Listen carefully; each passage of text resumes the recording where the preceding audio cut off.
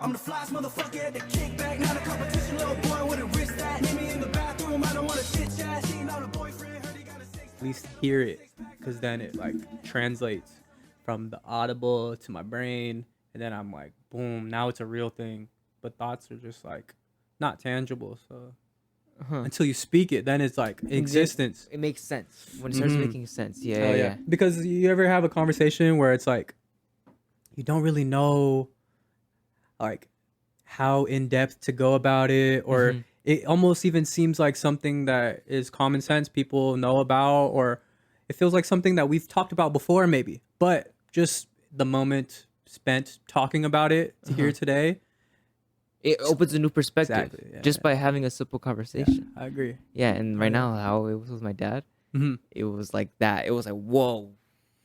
Like, I cried. I'm telling you, it was that That's beautiful. fire. Yeah, Like, what do you think was the last time you had a conversation like that? Like, what was a moment that you remember or can recall? It was in March. It was in March, and I cried about my life and barbering and stuff like that. I had this super deep conversation with this lady that I've been dating recently, and it was just so fire. It was a beautiful moment. I didn't expect it. I didn't realize what was gonna happen. I didn't even know I had those emotions or those feelings inside of me. But I just know we were at a barber event. It was a convention or like an expo. Okay. It was a competition, realistically.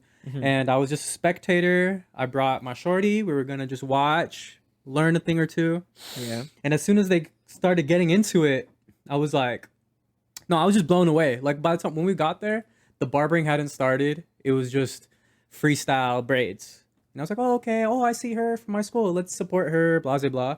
And then as soon as that was done, it was like a movie, bro. It was a whole new experience, like environment. Like, they switched the whole vibe. Like, as soon as the freestyle braids was over, all of a sudden, like when it was rounding up towards the end, you just saw so many guys with briefcases, big ass lights with them, and they're just piling in like freaking like soldiers, bro. Yeah. And they just swear. And then they started freaking standing where they were gonna set up, whatever. And then the braids was over, boom. And then they put the lights up, the soft box lights, the ring lights, whatever the case is. The whole entire place just lit up like crazy. I'd never seen so much light. I was like, okay, this is a little bit much. Like, do we really need this much light? Yeah. It was crazy. And then they got into it. And then I'm like watching, and I'm looking at this guy, that guy, that guy. And I'm looking at their tools. It's all really nice stuff. And I see the way they're getting into it.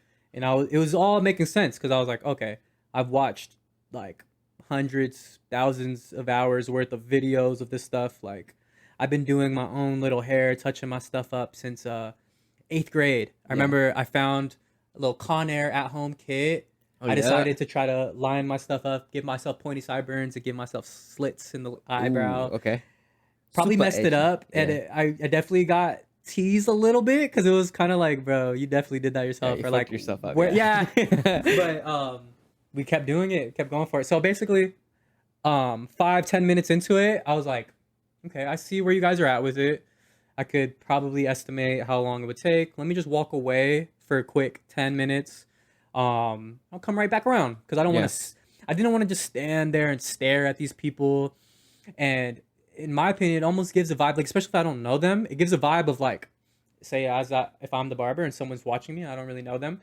It could be one of two things. It could be they're admiring and watching, or there might be a sliver of doubt, Or like judgment. Right, exactly. So I was like, I don't want to just stand here and stare and make them feel uncomfortable in any way. So I'm just like, okay, I'm gonna just come back. And then when I stepped off to the side, the barbering competition was here. There was a divider, and then you could walk through. And then they had what seemed to me like I refer to them as the bleachers. Okay. Or it looks like kind of like a little assembly hall. There's a whole bunch of chairs, pews. It was almost like somewhere to like a religious place even. Yeah. So freaking I go Almost pull sacred, yeah. Yeah, it was just like a little area to the side with hella chairs. So I go, we walk over there, brought my shorty, and I was telling her, I was like, dude, like, this is so cool right now. Like, where we're at, what's going on in there. I already know they're about to create some fire haircuts. and it feels good, like knowing we're next up and everything like that. And she was just like hearing me out and like, yeah, yeah. What And word would you describe the feeling? it was overwhelming, bro. Overwhelming. So overwhelming Uh-huh. because as a young hustler who's struggling, who's trying to make it out or make it up and Yeah. build something, like I just know I'm not making barber money right now. I'm not seeing a lot of the benefits from it. I'm just learning to stick to the process, trust the Enjoying process, the process. enjoy it, Yeah, and yeah, value yeah. the journey. That's the biggest Mhm. thing, is just valuing the journey. So it's like, Like, bro, do you imagine if you get like super, super, super good at it, right? You become like one of the best barbers in the world. You're getting asked to cut people's hair from around the world. Like, that'd be insane. that's what my goal is, bro. Yeah. You know, people ask me, they're like, you want to open a shop? I'm like, maybe 10 years down the road, because I have so many goals and aspirations. I honestly, I want to be, I Uh-huh. love the saying, like, be the change you want to see in the world. Yeah. So let's say, for example, I like to break stereotypes. So let's say the stereotype of a barber is like, you know, they grind it out, they do what they do, they're good, they have their loyal clientele, and if that guy cheats on their barber, well, Yeah, that's yeah. his fault, because maybe he might get messed up, whatever. I want to be this guy who's so like friendly and welcoming, where it's like no attachment. It's like, I'm so appreciative you even came to me for a cut today, because Yeah. who knows, sometimes it's like a special occasion. You be And- human. Exactly. And so Yeah. it's like, I want to be that convenience barber where it's like, right now I dedicate my Sundays to cutting up. Like, if someone wants to get a haircut, come over on Sunday. And then half the time they're telling me, they're like, oh yeah, you know, like none of my regular guy doesn't work on Sundays, or da da da da da. Yeah. And just these types of things, it would allow me to have more mobility.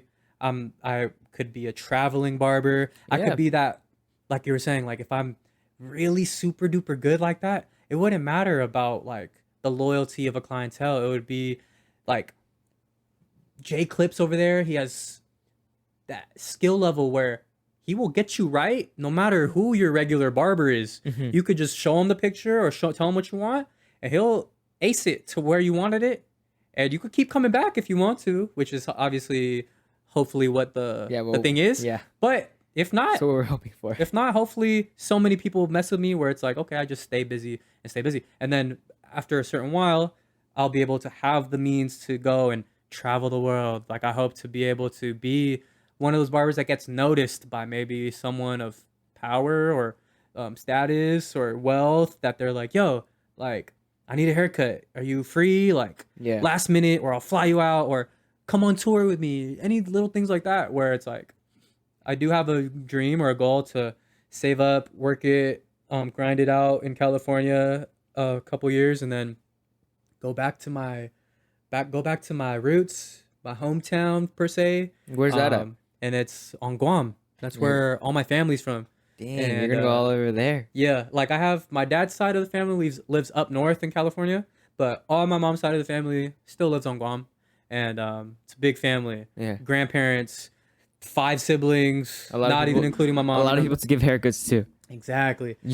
Have you still been doing only men's haircut, or do you also do a woman's haircut too? I do men's, like, religiously, I guess, but I can dabble with the women's, because the school I go to, it's very heavily like a cosmetology school. Uh huh. They offer barbering, they offer estheticians, but It's more like salon. yeah, it's like a salon environment where like guys come and I'll give them a great, like, and then it's in the San Diego area, and a lot of people, beach vibes or San Diego vibes, people have longer hair and they Yeah. like the flow. So- Natural, just growth. Yeah. Mhm. So they're not necessarily getting these fresh fades and stuff like that, but I'm a beast with the scissors, I feel as though, because I've seen enough fade videos. Like, there's only so many techniques. Like Edward Scissorhands on repeat. And yeah, exactly. So I've been really admiring, like, looking into more scissor cut videos and practicing those. And I get a ton of clients kind of who come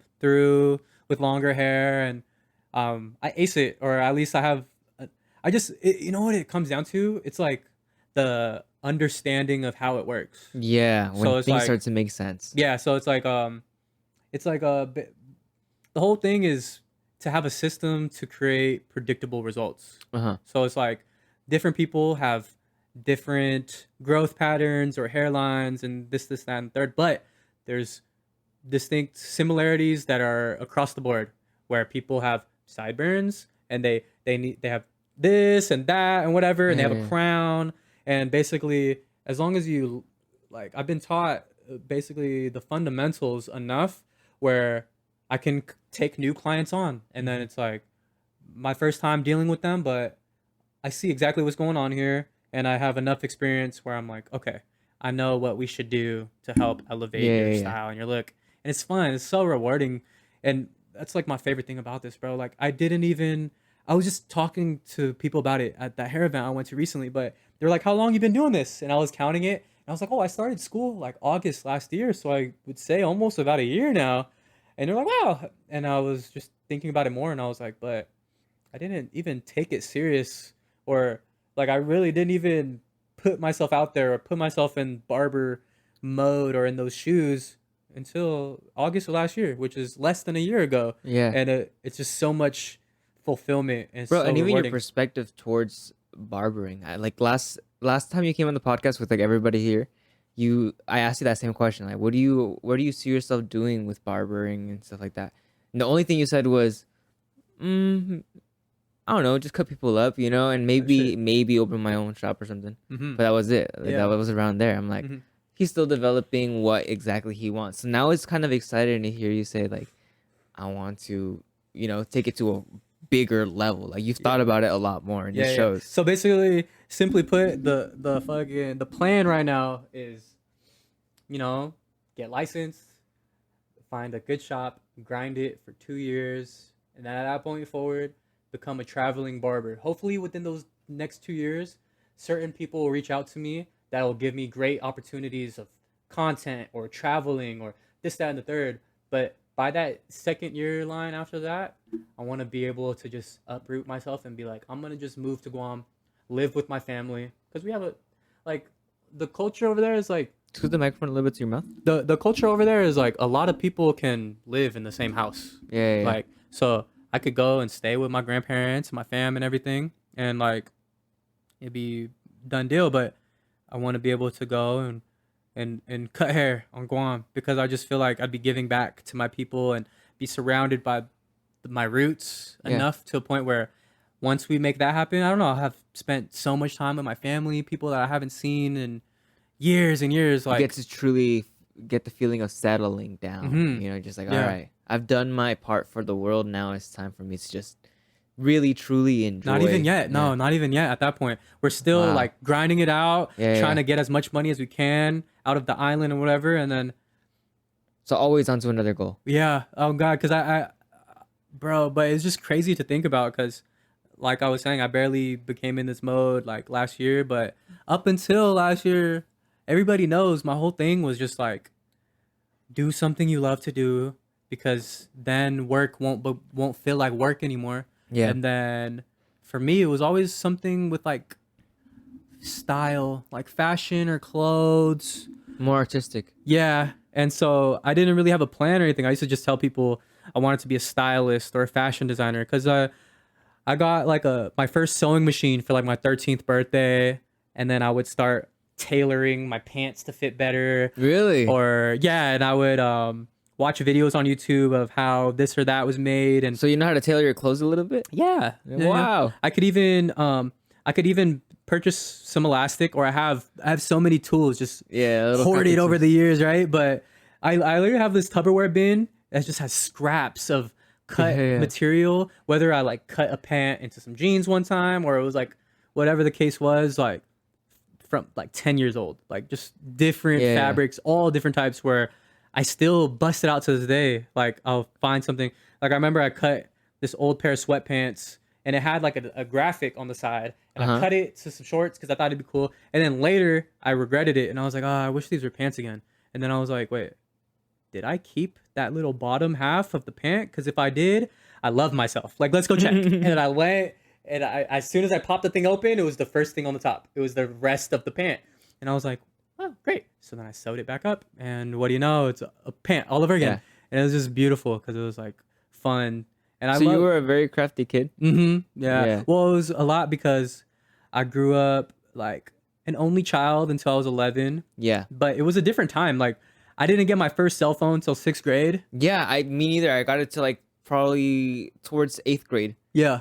And then I still had a slider phone in 6th grade. And then when everyone already had iPhones by freshman year, I barely got an iPod like freshman year. And then by junior year, maybe I got my first iPhone, and it was like an iPhone 4 when like the 6 and 5 and 6 was already out. Yeah. So it was like super behind with the times, but growing up, it was a lot of like, you're only allowed to play video games for an hour because there's chores to do. And you have to make sure you do your chores before you even do your video games. Yeah, your But then responsibilities. after your video games, better go read a book or something. Because my Yeah. parents just had so many aspirations for me to be like smart. So I took all the AP classes, and like to get a little bit to know about me and stuff. It was like senior year, bro, when they were passing out those report cards or Yeah. that final progress report for the year.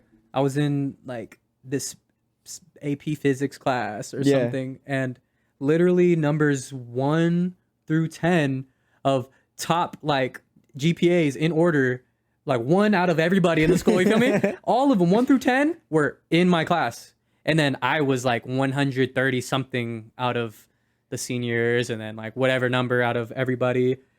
But or maybe I was like 70 out of the seniors and 100 something out of the whole school. Maybe, I don't know. It was whatever. But I just remember feeling like, wow, this is cool. Like all these kids are like the smartest in the school, and they're all my friends, and we're cool with each other and shit. Yeah. But the vibe that I would be when I would walk into school was maybe a little bit late into class, not taking the best notes, falling asleep, paying attention. Always had like in high school. Oh, I love like talking about what I like, the way I did that, because it was so fucking like it was so annoying that I cared so much. But literally almost every single day all throughout high school, I put on like a really good outfit. At least I Yeah. tried. You were And super swaggy every single day. I tried, bro. Yeah, yeah. And there's so many times where people, they just bum it, like Yeah, little yeah. sweatpants or I active. could never do that. You know what I'm saying? Like, I respect, I admire, I was a Or coming to school in slides. type shit. You know what I'm Couldn't saying? do that. Oh, no, exactly. That's what I'm saying. So, I admired the bumminess sometimes because I was an athlete too, but What what sport did you do? I played football and I did track and field too. Dang. Yeah, track and field was my love. Yeah, I fucked with that shit because I ended up quitting football because I wasn't even getting playing time or anything, because I started football like freshman year. I didn't even have experience like that, so I was like learning all the Yeah. shit that people learned in like pee-wee and junior. I was like learning at this older age where everyone is already like just working on getting stronger and shit, and I was always been like a scrawnier dude. So whatever the case was, I just remember I definitely did my best to put on a good outfit every Yeah, single yeah. day, whatever the case was, just because I cared enough where I was like, it ties back into what I'm doing now, where I feel like, this whole like haircutting culture, it's like we're trying to help people to look good. And if I look my best and I give my best foot forward and people see me, maybe they don't know me yet, they're just like, wow, that guy, he looks like really sharp and put together. Yeah, Maybe I yeah. could trust him to get me Or right. get a thing or two from him. Let me see what's up. Yeah. So that was my whole thing. It was like, oh, like I know I care to look good, and I have a good sense of what I feel like looks good. Because, dude, I tried. And what it means to look good, right? Oh, there we go. Yeah. Yeah. I do. I care a lot more about that than anything, because I always break it down more when I really get comfortable and get to know people, because there's so many times I've been around the homies where like sometimes they bummed it and I came through with the jeans and the $100 kicks, and then I'm like, okay, I feel like a little bit overdressed, but like Well, is it that, or is it just that people really are underdressed and dressing lazy? could be. But eventually it just became this thing where I was like, I do this for I am the way I am because it's just the way I feel like I'm giving my best self to each day. It's like putting my fullest effort into the day. You know what I'm Yeah, saying? yeah. Because I admire, there's people who they could have a really great day just based off of their personality and everything, and they're not materialistic, so it doesn't matter about the shit, like little things like that. But I would say I'm materialistic, but it's because I feel like it's really a frugal sense of the materialism where it's like, you know, like I buy something because I see the longevity in it, not just because it was like affordable. So like I think I've been sharing this concept recently just because it was something I heard a long time ago, but I felt like it was just powerful enough that I started to slowly adapt it and I saw the benefits of it. And it was this thing where it's like, you know, if you go to a store to buy nice t-shirt or pair of shoes, you know, you come in with a certain idea. I want this or that. But then you go and look at the clearance things and you're like, oh, this is on sale. This is a little bit cheaper and I could get down with it. All right, let's just do it. Looks clean. Yeah. And I've done that plenty of times. But, you know, I watch fashion YouTube and things. And this guy, he was saying one time, he's like, you know, he was saying for him personally, he's like, I don't like shopping clearance or sale. Not because there's anything against it, but it's because he felt like for him, he was like, if I was to just save the extra $10 or $20 it would have took to get the more expensive thing, he would feel a lot more happy about it for like the long run. Yeah, because you're thinking about it every time you wear it, like, oh, I got it on the clearance aisle. And more so the fact that like he almost felt like he settled. Like if I bought clearance, I settled due to the fact that it was on sale. Because if it wasn't on sale, I would have got something else. Yeah. And so then I was like, okay, I could dig it. That's a good way to think about it. But then furthermore in life, you adapt it to other things. It's almost like this like idea where it's like, okay, I have the opportunity to do this right now because it's convenient and whatever. But if I have a little bit more patience and I stay true to myself and I'm able to be like, okay, you know what? I don't need that though.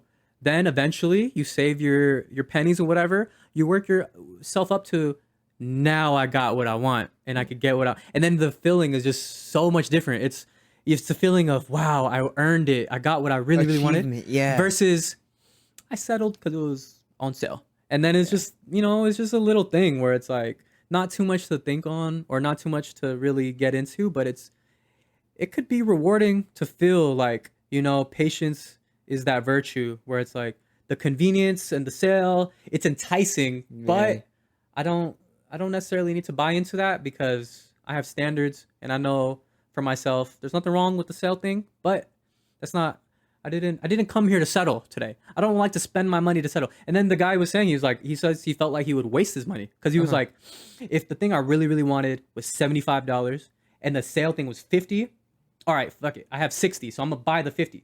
Well, by the time you get over that little $50 thing, you still want that $75 thing because you never got it yet. Yeah. But now you only have $10. So now you have to re-save up all the way again, past the 50 again to get the 75. And then that saving process is just so long. But if I had $60 and I saw, oh, okay, I need 15 more dollars for that thing that I really, really wanted. Okay, maybe I wasn't ready yet today, but I'm going to save my 60.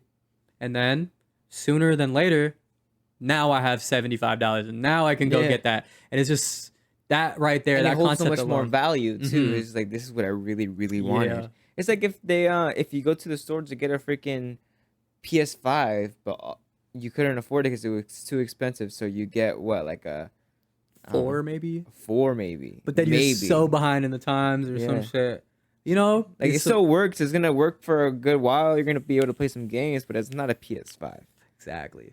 Yeah, that's a good way to put it. Yeah, and there's just so many benefits and things that come along with it because it's like, all right, I settled for the 4 because it's still fun. Like maybe I had no console, better than nothing. But then what happens when all of my friends have 5s and then it's not cross compatible? So now I can't play with them. So then if I had just saved $100 more, we could play together. But I spent my $400, so now in order to play together, I have to save a whole nother $500. So then it's just like you almost set yourself back so much further than if you just were patient. And then you're just like, you know, it just takes a little bit more.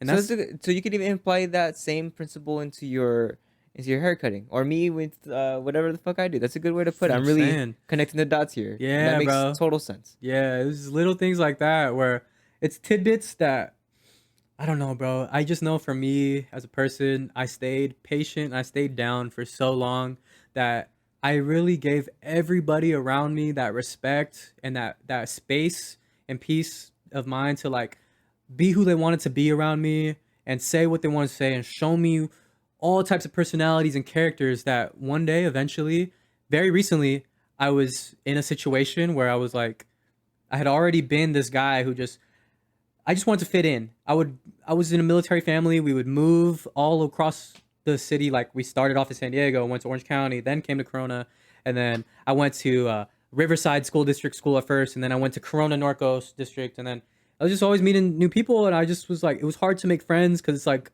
you know, the inside jokes, things where it's like you grow up with someone, you could just laugh like so hard. Yeah. But then you meet someone for the first time, it has to be like this whole like breaking the ice thing. Yeah. So I felt like the quickest way I could become friends with people is if I dressed like I fit in with them. So it's like all the cool guys, they're wearing like, you know, like some, maybe all the cool guys that I want to be friends with, they all roll their jeans up to show their ankle. I'm gonna start rolling my jeans up all the way up. Yeah. Then they're gonna see it, they're gonna notice me, and then I'm gonna be a cool guy and be like, hey dude, I'm emulating you because I respect you and admire you, and that's it. You feel Look me? at my ankle.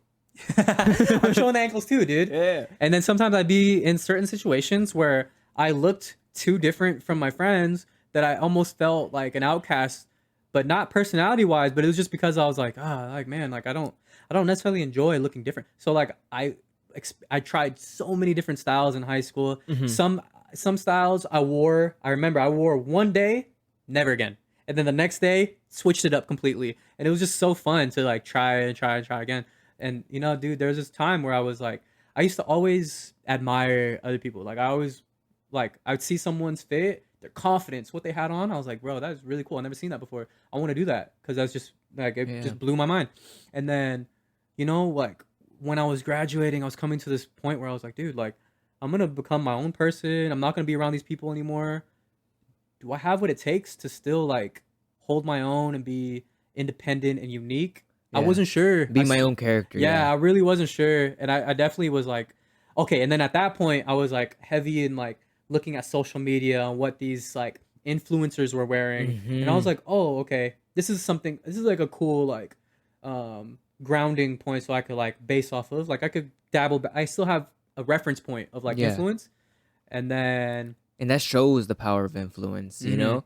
How you can look on social media, by these social media influencers, and they teach you or show you the correct way of thinking, or this is how you should feel, this is how you should think. But you never stop and actually think, all right, I like that they have that. I like that they have that. But now it's just like they're feeding you, you know? So what would you give?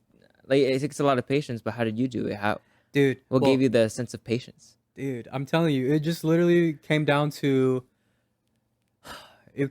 like taking a step back from the world of who I was and whatever. And it's just a lot of reflecting, because it's like how I was saying, I like to break stereotypes. So it's like, you know what I'm saying? Like if I want to really go out to a fancy occasion, concert, party, whatever, I might throw on a nice little baseball cap, some cool little Jordans, and something nice in between and whatever. So I have my shoes and my hat, and I just know that's my thing. And then there's a ton of other guys who wear that same thing. But as an individual, my personality, I like to let that show more. So then it's like, what I have on, I don't care. Like you could compliment whatever. It's an extension of your personality. There we go. So then it just shows I'm like so comfortable with myself. I'm not even here to trip on little things. I'm here to just try to be my best self, whatever. So then furthermore, it came down to like, okay, let's just like dial it all back. Let's forget about whatever image I'm trying to put out. Let's forget about however they see me. I wanted to just dive into, it really came down to work and becoming busy. So then the more I started to work, the more uniforms I had, the less time I had to really put on outfits. And then working into different flows, I'm like, okay, like I have these bills now and all my money is tied up in certain things. I started to care less and less about fits, but I still carried everything that built me to this point where I was like, okay, like if I want to buy a new jacket, I'm going to make sure that like it's so versatile. It's not just like a one outfit thing. It's like I could wear it across the board, multiple outfits. So like I have a nice little regular work jacket, like a Dickies work jacket, classic little collar, and I have a brown one. And I felt like, okay, this is a nice fitting jacket, and it's brown, it's neutral. I could wear this with everything. And then came a time one day where at school I'm only allowed to wear all black, and I'm like, okay, I don't want to get another jacket that's the same one just in black because I just feel like it's a waste of money because I'm getting two of the same thing. So I got a black denim jacket, and it's like similar vibe, but it's like different enough that it's like, oh, okay, now I have a work jacket, The and I have variety. a denim jacket, Yeah. and then it just makes sense enough to me where I'm like, okay. But then besides all that, it just came down to lifestyle, comfortability, where I love to skateboard, I like to play basketball and stay active, and I like to feel comfortable. It's all about comfort, realistically. I think I like the comfort and shit, but one day eventually I became so comfortable and confident where I was like, wow, I am my own unique individual now. Like all the time when I was younger and I just didn't have that thing in my head that made me feel like I am who I am, and I stand out whatever on my own. Yeah. One day, just through work and discipline and stepping back away from whatever vibe I was trying to put out, it just became who I was down to the core because So it was kind of like you're leaving this world to go and create your world. So that way you can Yeah. start and like grabbing things that you want to add into your world. exactly, bro. Yeah, and that's how I think about it a little bit more, like more literal sense. I feel that. I like that. That's exactly why I wanted to come here and talk to you, because I don't even know where I be going with shit sometimes, bro. Yeah. But you're a great guy who you listen, you understand, and then you put it together. So, you know what I'm saying? Like, dude, with the barbering thing, it was so organic. Like, I would just do my own shit. I was like, okay, I'm doing my own shit. I just need to look good enough to like get that job interview or feel my best, or it's Friday. And then, you know, I got let go, sales. I just wasn't performing, and it was what it was. But it was literally around the same time as this time last year, because it was my birthday had just passed, and I had just asked my father to buy me some professional quality clippers and shit, because I would buy it myself, but certain things take time, and I'm like okay with. But then, you know, my parents, they're still really nice. They're like, what do you want for your birthday? And I'm like, you don't have to get me anything. What kind of clippers did you get? Huh? What kind of clippers did Some you get? really nice, like $400 set, silver. They're called Babyless FX. Super good quality. And I was super duper happy. And I wasn't even considering being a barber at the time, bro. But I got the barber grade tools because all these videos that I'm watching, that's what they were using. So I was like looking in the mirror, I was like, I can't do that unless I have that. So your parents saw that you had an interest in barbering and they gave you some dude, tools yeah, to I start mean, playing with. ever since high school, and I graduated in 2016. Ever since high school, there'd be those nights where literally, and I'd be so embarrassed because I know it'd be annoying. I'd be late at night in the bathroom, and all you hear is a little buzzing, right? Yeah. And I was just like, dude, I was just like, and I would literally spend like 2-3 hours on something so simple, and it was like because I didn't know what I was doing. Yeah, you're I all was- frustrated and sweating and shit. literally, bro. So then I was like, okay, I need these new things because it's gonna take my self-care to the next level. And then within that same week that I got those new clippers, I got fired within the same week. Like I got the clippers on the weekend because it was my birthday or something, and then I went to work, and then they fired me like by the end of the week, or that's, you know what I mean. And I was just so bummed because I was like, bro, what? Like, oh, that's so annoying. Like I'm in sales. I just got some new clippers so I could maintain myself. I just paid for a fresh haircut, so I look super fresh, and I was ready to maintain it. And I was driving home in this 91 traffic from Costa Mesa back towards Corona, and I was just sitting there stuck, and I was like, nah, like I can't keep trying to find a new job to fulfill where I'm trying to go, because I was trying to work my way towards moving out and all the types of things where I thought sales was going to be my way Yeah, into that's it. gonna be the way out. Yeah, I thought. And then they fired me, and that was already like my third sales job, and I was getting so over it. I was like, dude, all right, I don't want to do sales anymore. I want to do something, because all my food jobs and labor jobs where I used my hands, my athleticism from high school, it helped to like, Yeah. and the determination, the motivation, everything, discipline. Yeah, all that shit. Like I believed in my discipline of the training of what my hands could do way more than what my words and my face can do for like a sale.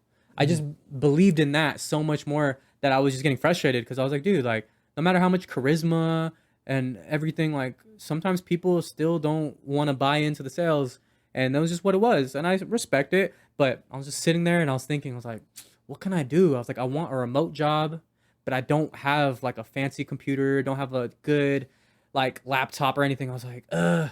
And I was like, barbering? I was like, They just gave me a brand new set with some brand new that's what I'm clippers. saying. I was like, I just got some new clippers. I was like, okay, I'm gonna look into it.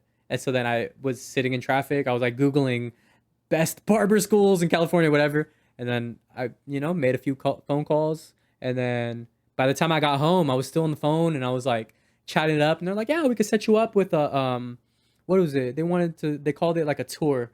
They were Yeah. like, we set you up with a tour and you can see Of the how you barber like it of the campus and stuff. Okay. Right. So Dang, I so was it was like, like a whole campus. yeah, I thought it was just like a building with. it's a building. But It's a building. they have but a whole campus? multiple. They have multiple buildings. Oh, wow. So the person I was in touch with, it was like, Bellis Academy, Chula Vista, but then they had one in El Cajon, and right now I'm at Poway, and so there's different ones, and it was like, oh well, you wanted to be at Poway, right? Because it's closer to you. I was like, yeah. And they're like, okay, well we could just show you around here, and I was like, all right, bet. So I ended up going. I showed up, showed out, and whatever. They're like, what's your interest and whatever, and I just explained it to them. They're like, okay, and then they set it up, made it super duper easy, and then I've been going to school ever since, and it's been a long time coming. But back to the story of like the moment of like the last time I really had a good cry, and it was this moment where I felt like it was honestly a roller coaster, bro. It was the first time in my life I cried tears of joy. Uh-huh. I felt the most sadness that I ever felt, and it was just based off of talking to the right person who was there for me, who was able to bounce off exactly what I was thinking and put it into perspective of why it really like weighed on me in certain ways and why this thing and that thing mattered. And so I think the nutshell of what it was that I was so excited and I was just so grateful to be in this position to be able to do something that I actually enjoy, and it's fun and it's rewarding. It's a skill set where it's like I can impress people and make people proud and make people happy. And I was just so excited. I was like, bro, this is awesome. I can't wait. And Like I you was just found like, what you want to do. yeah, so that was the initial conversation. That's like the intro. And then as soon as I like made that point, I said, but it's still got a long way to go. We're only about halfway there. And then it Yeah. started to hit me. I was like, oh, That's so fuck. funny you say that. That's so funny. I was like, oh man, because it literally hit me like a wave. Yeah. And I didn't even know it. I couldn't have expected it because it slammed me. Like my voice faltered. It cracked when I Yeah. said it. And then as soon as my voice cracked, I broke down. Yeah. You know what I'm saying? Like it was one of those like, you're so strong as an individual because we have to be. We You do have these to be. things. Yeah. And then ultimately, eventually, it all wraps up in your head and it makes sense as to like, it's the confirmation that you've been on the right path and the right track of doing what you needed to do, regardless of what people want to see or judgment or whatever. So then my voice faltered and I cracked and I was like, man, but shit, we have a long way to go and we just got to be patient. And I think I was so excited for what the future had in store that it really made me sad that I had to be patient for it. And I was having this talk with someone. I told him, I was like, dude, like, if someone from the future was to tell me, yo, Justin, in 5 years, you're going to have done this, and that, and you're going to be this, and that, and everything like that. It could be amazing, right? That's going to, of course, make me super duper excited. I'm like, all right, great. But I have to be patient that because reality, because it's a lot of work.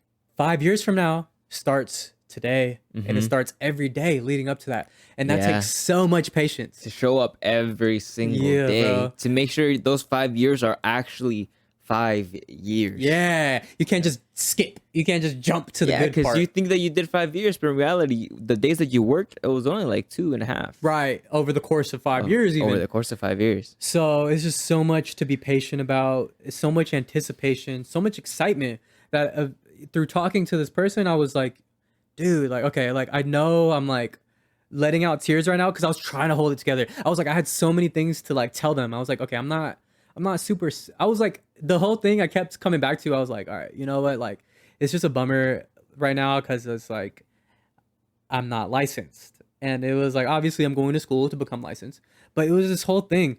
And this was my turning point, low key. It was this thing where it was like, I had this concept in my head that like, until the day I become licensed, no one will really take me serious. Yeah. But at school, everyone takes me so serious because amongst everyone else that I had been around at school, like my peers, I was the one who was really taking it so serious that like I wasn't there to clown around. I didn't care to like joke around. Like it throws me off when like a barber or something would either tell me or tell their client like, "Oh, dude, like your hair it's uneven. It grows so weird. Like blah blah blah. Like, oh, your hair is so it's giving me a hard time. Like it's just so different than when it's Basically, you fucking suck. right." Yeah. I'm like, bro, don't make someone feel bad for For having hair. right. I'm like, bro, do your job and then Yeah. just be a good sport about it. Don't make excuses as to why it's taking longer than normal. I'm not here for that. I don't buy into it. It's just laziness. It's excuses, and it bothers me. I'm like, I can't be friends with people like that because you're only as good as the company you keep.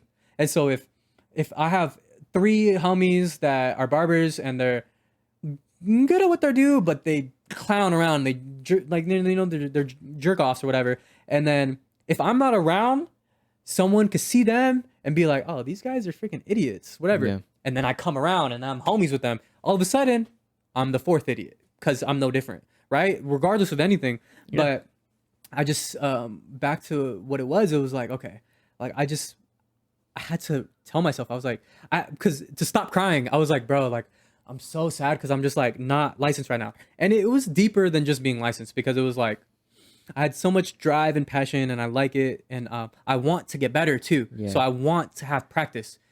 And I was just jealous because I was like, dude, like. So it's like, you know that I know what I have to do. It's just doing it is going to be a lie. And that's, yeah. I get what you mean. And the fact that like I don't work in a shop because I'm not licensed, I'm not able to cut 5 to 10 heads a day. Therefore, I'm not able to hone my craft and my skills To really practice, like as much as I would want to. You know, like Kobe Bryant, he's like, if I have an open gym, I'm getting it up as much as I can. Yeah. As a licensed barber, you can do that. You could clock in early and be the last to leave.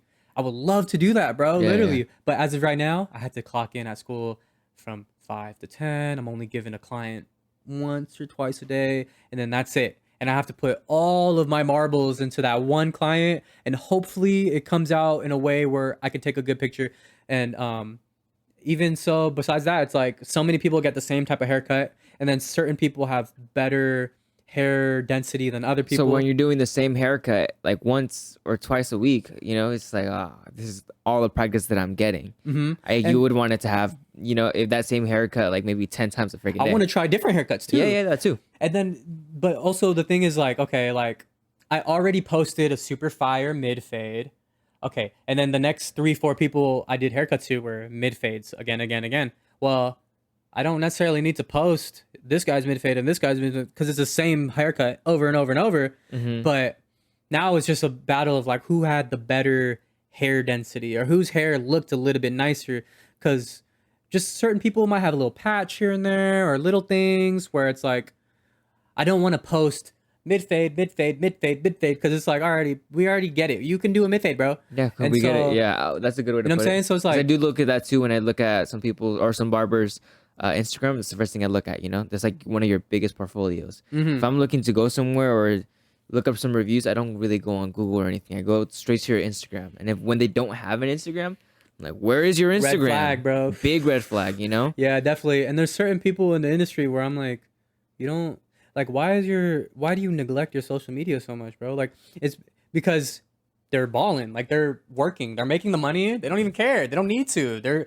But they're also like complacent and they don't want to grow. Yeah, and I see the potential. So like, you see the growth. yeah, there's so many haircuts that I've never posted, not because they were trash, but because as a young aspiring barber who's a student still, who's learning the craft, I want to give every minute, every second that I can to make sure that this shit comes out fire. So, you know, like I don't even I want to waste time trying to be like, oh, let me take a picture, let me take a video, because I'm not there yet. And I don't have that comfortability. So the best Instagrammers who are barbers, like they probably are super skilled because they have tons of practice, and they could probably do a haircut that might take me hour 10, hour 15. They could probably do it in 45 minutes and then still save 15 minutes to do some content. Yeah. And I'm not at that level yet, but that's why I'm not. But you know the next steps to get to that level. Exactly. You feel me? Yeah, Like yeah, I yeah. have it laid out. So there's been tons of haircuts that I've done. And it also comes down to this thing of like the legal aspect of Okay. like paying taxes. So I can't necessarily claim to be a business that's profitable because then I'll have to write it off and this and that and that. So you have to go and get your LLC and then get your everything. So I'm staying Your super low key EID. about it. You feel me? And so there's been tons of times where I had great opportunities to cut different textures of hair, curly, wavy, straight, different haircuts that I haven't even posted. And people might think that I don't have that experience. They might think I've never cut that type of hair before or don't know how to. But realistically, I'm humble enough to accept that, even if I've had those W's. Like I've already taken W's cutting different textures, different hairstyles, but I didn't post it yet. So I'm not promoting it. So it's like people might think I don't know how, but It's just that you don't know. yeah, exactly. And then it's like, I'm fine with that. I could totally live with them not knowing because I'm okay with being humble and patient enough that the day that I finally do post it, it's going to be fire. Yeah. And then I also believe in good karma. So I'm like, what goes around comes around. So for every opportunity that, like, let's say not opportunity, but for every moment I could have potentially boasted about something or at least promoted or posted something, for every opportunity I let one of those things go, I just believe that it'll come back around. Yeah. And one day eventually I'll get that same cut all over again, and it'll be exactly where I wanted it to be, and it'll be faster, and I'll have the time to do the content. Because someone doesn't want to sit in my chair as like a young person who's still learning. They don't want to sit there for an hour and a half to 2 hours and then sit there for another 20 minutes just to try to get a little content. Yeah. It's just too long. And Hey, even listen, I want to be in and out and look fresh. yeah, and ton of the guys, thankfully, shout out them. They're so patient and they're so nice. They're like, oh, bro, it's okay. Do your thing if you want. I'm still the guy where I'm like, okay, but professionally, no, it's okay. You're good, bro. Like, I made sure, like, okay, that shit's perfect now, and it looks great to me. It looks great to me. All right, and then at that point, from that moment, once it's done, I just want to make sure like how great it was to have experience with you. So Thanks. build that connection with your customer. Of Boom, course. and then we'll let that be what it was. And there's been a lot of times like that, at least 10 times, where it was one of those moments where after they left, I'm cleaning and I'm like, damn, I didn't take a video. I didn't take any pictures. No one knows I just did that. But between me and him, that shit was fire. Yeah, And so then I just believe in the good karma of like okay, he knows, he'll come back, and then I'll have another opportunity to potentially post it again in the future. But it's this thing in the back of my head where it's like, I know I need to be posting everything. I should, at least, so people can see the growth, and some cuts might be better than others, but at least I'm posting, and I would need to get back into that. But it just took the time to like get my skills to that degree where I would have enough time perfecting your craft as much as you can. Exactly, Yeah. bro. Because it's like, how annoying. Like, I feel like it'd be annoying if, like, say, you could tell I don't know what I'm doing, so I'm taking really, really, really, really long. And then on top of that, I'm still like, wait, let me take a little video real quick. All right, bet. And then, it's just like prolonging the process way longer than it even, like, it already was. Like, the haircut itself was going to take a long time. So creating content also cuts into that time. I didn't want to give off that vibe that I was doing it for the gram or doing it for the clout or the content. Yeah. I'm doing it for you. I'm doing it. It's just me and you, bro. And if you want me to post you, shit, let me know and I'll actually post it. But besides that, I cared a lot about getting this person right real quick. And that was the number one thing. And the regret of like, damn, that could have been a post. And man, I haven't posted in a little minute.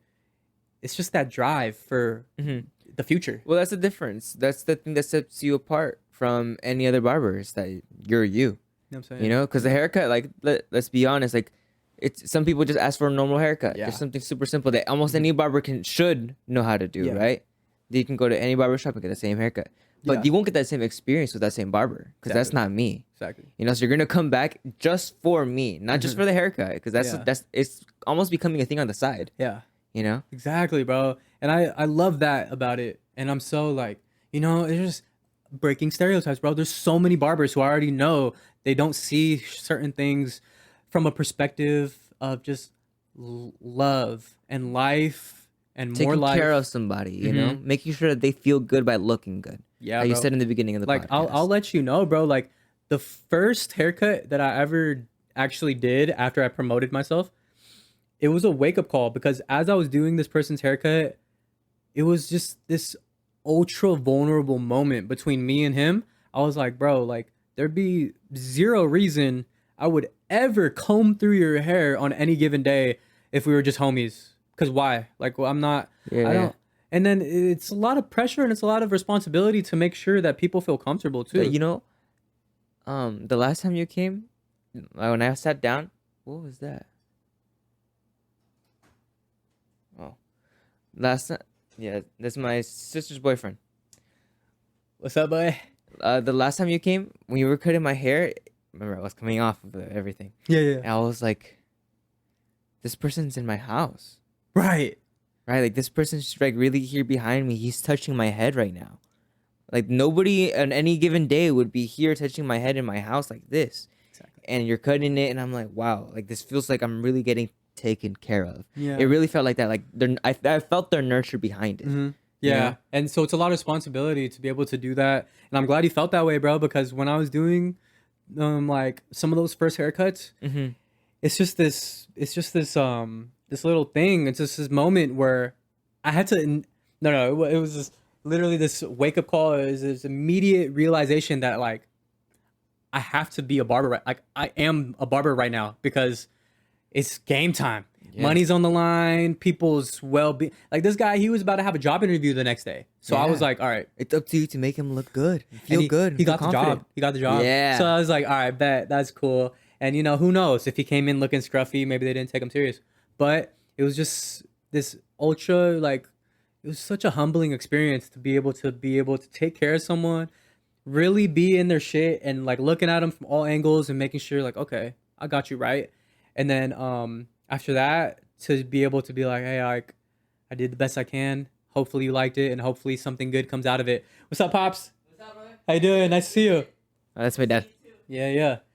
So, little things like that. And then as times went on, I don't think so much about that. Mm-hmm. I have a new sense of, it was this really cool growth. But now I'm at this point where I don't think of it like that. I just think of like, all right, bet this is my job. Thank you for trusting me. Come, sit down. Let me take care of you. And just relax. Like, you got it. You're good. Yeah. And sometimes, people are uncomfortable or a little bit meeting someone new and different things. But, as I Just sit and enjoy. Kick back and relax. Yeah. And it's just so much responsibility to be able to be this great figure to allow people to feel comfortable in a space like that. Because Yeah. sometimes, certain people, they want a certain type of haircut because they have maybe a little bit of an insecurity about this or that thing. So they have to change everything so that way they fit this. Mm-hmm. Yeah. So, it's like, okay, thank you for sharing like because, it's like, it's more important as a barber to be able to ask those questions. Yeah. Of like, It really is. like I start asking people like what's like a problem area you feel like you have with your hair, something you're looking to achieve today to fix. And sometimes they don't even know, but they'll just tell me, they're like, well, I just feel like it's overgrown and I want to do this or that. And I'm like, okay, I get it. And then it's up to me and my training and education to be able to make the best judgment. And I'll definitely try to gain consent too. And I've been loving it, bro, because there's the education. I have this huge ass study guide and I have this much. I have 2 chapters left of this really big book. And every single page, it was like blowing my mind. I was like, wow, like no one would have taught me this. Literally no barber in the world could have sat down with me. There's no YouTube video that covers this exactly the way it did. Exactly. It Yeah. was literally the book itself. And then there's little things that it's like, okay, if it's in the book, obviously this is the way down to a T that the barbering community expects, like perfection. Like this is how you should go about it. And so it's little things where I'm like, those things matter to me, where I'm like so excited to go back in that book and learn because, dude, it was times where it's like I had to do like a beard trim or beard design lineup for the first time. And I didn't even make it to the beard part of my book. but I went through the educational like barbering hands-on course already, so that's why I was in that position. And then after I did their shit, I was like, okay, bet. Like, I obviously don't have like a full face of hair and shit, so like I had to like learn it like through what you're telling me and how you want it to be. But and then the very next day or the following week, I'm back in my book and I turn to the next chapter and it's like shave, beard, design, essentials, and then I'm going through the pages and I'm learning shit where I'm like, oh, okay, this is the overall goal of what we should have. This is the shape we're looking for. This is the way hair grows. This is how you prevent razor bumps and irritation. This is when someone who isn't a hairstylist, they don't know what to go for, but they pay a good amount of money to trust you to know what you're doing. Yeah. Now it's like in the book, it's telling me if someone has this type of face shape, you want to angle their stuff a certain way because it's going to be the most flattering. Yeah. And I'm like, Because I've gotten my beard trimmed before, and they use do I have it there? It's like the balder right here, and all of this kind of like bruised and like red all over the place. So it was very weird, and I'm like, why did it do that? right. Yeah. Right. On God. And this little things like that where, dude, I mean, I'll tell you 100 times out of 10, I'm the guy who's taking more cautious steps to do it slower and the right way, just to make sure, or because I'm still learning before worrying about anything else. So like, I don't know, bro. There's definitely just been times where like, I just know, I take the extra time where I'm like, okay, I feel like I could use my little foil shaver because that could be quick and easy, but like I think I learned and read somewhere that could cause potential irritation in certain areas like here, and definitely for different types of hair texture where I'm like, okay, I'm not 100% certain, but I remember a little bit of learning about it, so I'm gonna just do what I can do. And I'm just so cautious and mindful of like, You're into your detail, yeah. yeah, I'm like, let's not mess this person up, because if I was to leave them with some irritation and razor bumps, like they'll probably never come to me again, or at least they'll just go home and the next day they'll realize and think to themselves like, he didn't really know what he was doing. Like, No, and you know later what I'm on, saying? yeah, you go out and you start spreading that message. And words have a very powerful play in this world. You know, you really feel that energy. You know how they say that sometimes you hear like a little in your ear, right? And you're like, ah, someone's talking shit. It's Oh, kind of like that, right? And your name, your work, your career, everything that you've been working on is being put Yeah. on a low pedestal when you know that you're trying your best, you know? Yeah. But little that do you know that this person's out there saying, oh, you know, he messed me up here, he messed me up here, and that's what they got left up on, Exactly. you know? So what I'm saying is like, even furthermore, like let's say besides skin irritation and shit, maybe I push someone's hairline back.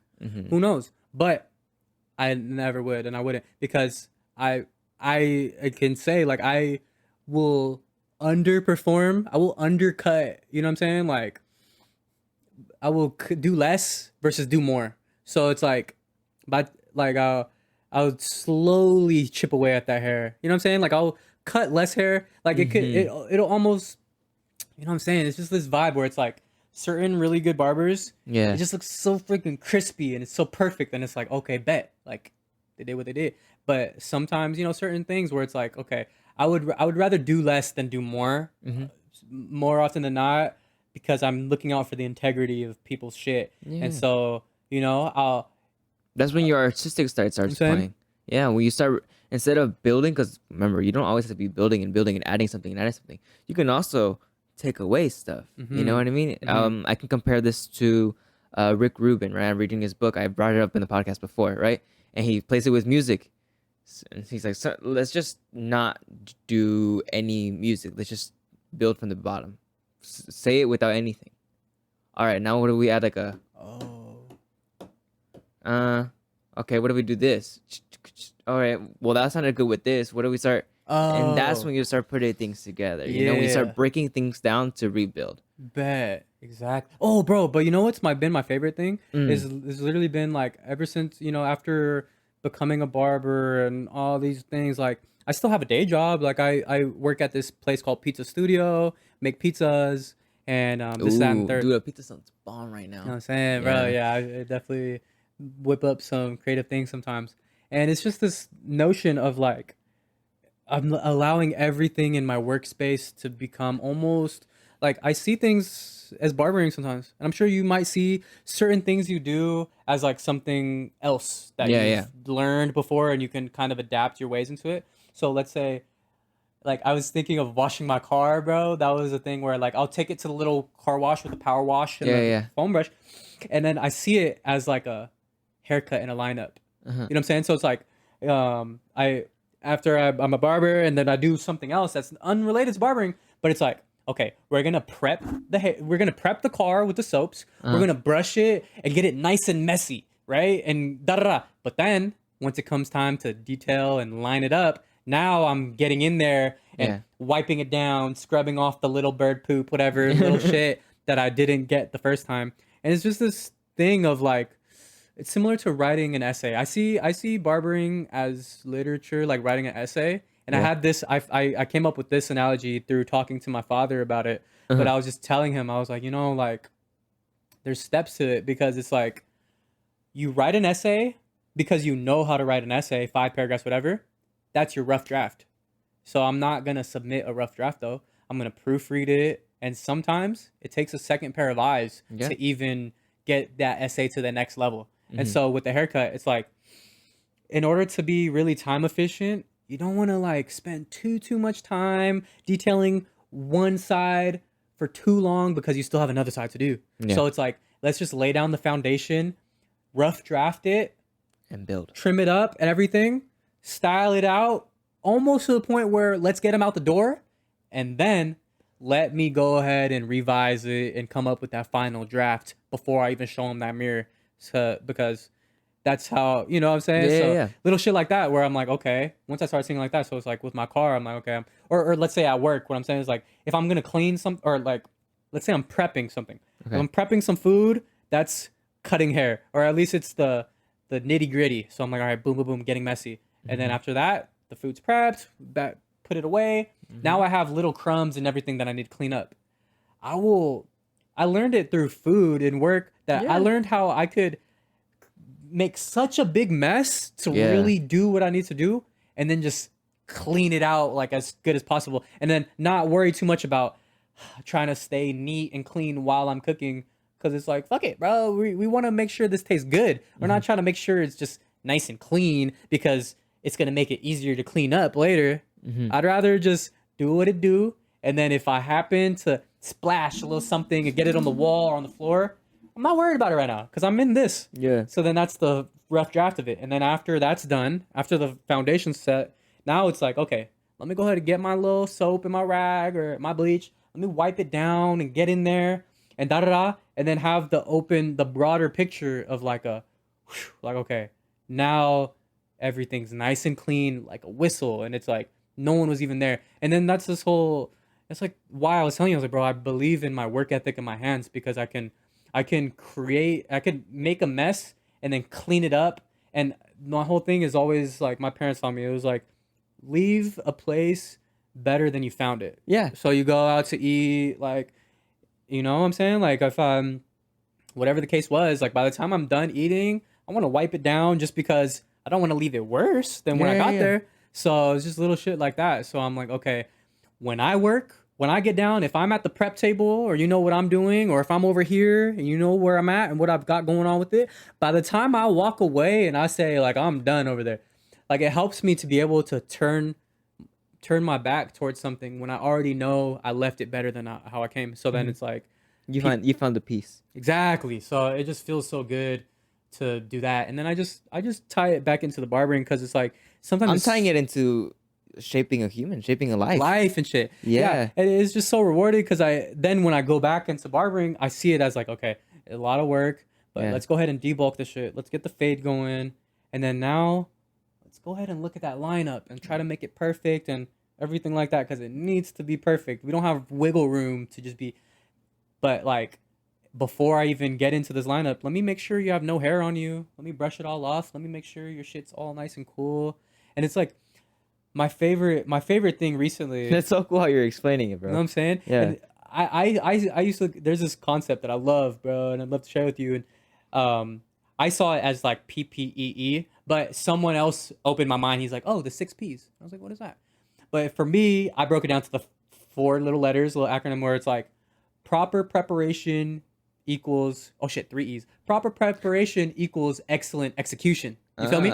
But the other way around it, the guy who was like, oh, that's like proper preparation prevents piss poor performance. Piss poor performance. And I was like, oh, okay, that's another way to look at it. But in my opinion, it's just like across the board, everything we do, if you set yourself up for success the right way and take your time to like, especially it helps when you have experience where it's like, we need to have the lights because you've already done a podcast or two before where you didn't have the lights and you're like, it doesn't look that good. And yeah, exactly. So then proper preparation where it's like, okay, I have all these things set up already in the places where I need to go. That way I have the peace and I don't have to worry about that, like making the adjustments as we go. It's just like, okay, let's just go ahead and execute now. Yeah. So it's like when I set up at school, like, wow, bro. Okay. You know what I'm saying? Like, I love it. It's just so important because it's like, if I don't properly prepare myself for the day, if I don't have the things that I needed, like I won't be able to execute to my fullest potential because I'll be running around trying to go this, and that.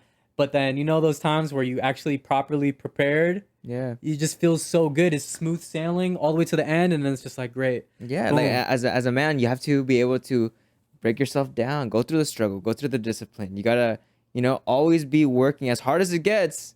You gotta be able to show up all the damn time. Yeah. Right. Yeah. And that's how you said it. You gotta build that foundation first, bro. And that's by adding a whole bunch of talents, really getting to know like what's going on within the hair, right? Or within your life, in my case, right? Yeah. And you're like, all right, well, this is the foundation. I built it pretty nice. Now I can go in and clean up some little stuff that I still don't want in there. The little hairs, get it all out. Yeah. But then I start going into the finer detail. I've already gathered all this other stuff for this foundation, and now it's just time to execute. Now it's time to build and shit. Yeah. Because you can't build on a poor foundation or a rocky foundation. So, bro, I wanted to share this thing with you because at this hair event, like I was saying, bro, revolutionary, groundbreaking technology, almost going to be obsolete to use a digital scale and weigh the shit out. You feel me? But this guy, the one who like funded the project, almost the inventor, the scientist behind it, the guy who created the machine itself, he was like a scientist. He was like a nerd, geek, whatever. Smart guy. He was just something revolutionary. He used big words, something where it's like no one knew what the hell he was talking about because it was like a little technology thing inside of the machine, but he explained it enough to the point where I was like, wow, that's interesting. So then after the fact, they did their presentation. I went to go talk to him and I bumped into him and I was like, hey, yo, Mr. Brown, his name was Charles Brown. I was like, Mr. Brown, I just want to let you know that this right here is revolutionary and I really like it. And I love, like, bro, like life is just too short. I love giving people their flowers as soon as I can, building their passion. Yeah. And so you're doing a good job. Like I've lived enough of my life where people just expected me to like meet standards or exceed expectations enough times that they forgot to say good job. They forgot to tell me like wow and shit like that, where I was like, okay, I did it for myself and I proved to myself that I could do something great. So basically, a simple thank you. You know what I'm saying? Yeah. For all the times I wish I would have gotten like a thank you or like a good job and I never did, I try to give it out as much as I can, right? So then I'm telling this guy, dude, your thing is awesome. Because sometimes people might be like, enough people already told him it's cool. Like, I don't want to be weird and like tell him the same thing he heard again. So I'm not even going to tell him. And then that one person, like me being that one person who didn't tell him, can make all the difference. So he was a great guy. He was talking to me more and more and more. And he told me, he shared something with me that I could just see the look in his eyes. He was very, very fascinated about, and he was excited to share with me. And it was very, very trivial. Like, it was just something so, like, it didn't sound like much, but I just knew if I remembered it and I kind of hoped to adapt it, like maybe, and it was this. He was saying, he was like, it was so cool. He used words I can't even remember because he painted this picture of exponential growth to me in my mind without even saying the words exponential growth. So I, you know what I'm saying? I was like, wow, I don't know how you just did that, but I do get what you mean. Yeah, he just worded it in a way where he's like, if you want to see yourself succeed in ways that you couldn't imagine, the key for him, in his opinion, he was saying, it was like, you have to train your mind to do these things in this way where It's like celebrate the wins, celebrate your accomplishments, no matter how small, and celebrate your wins early.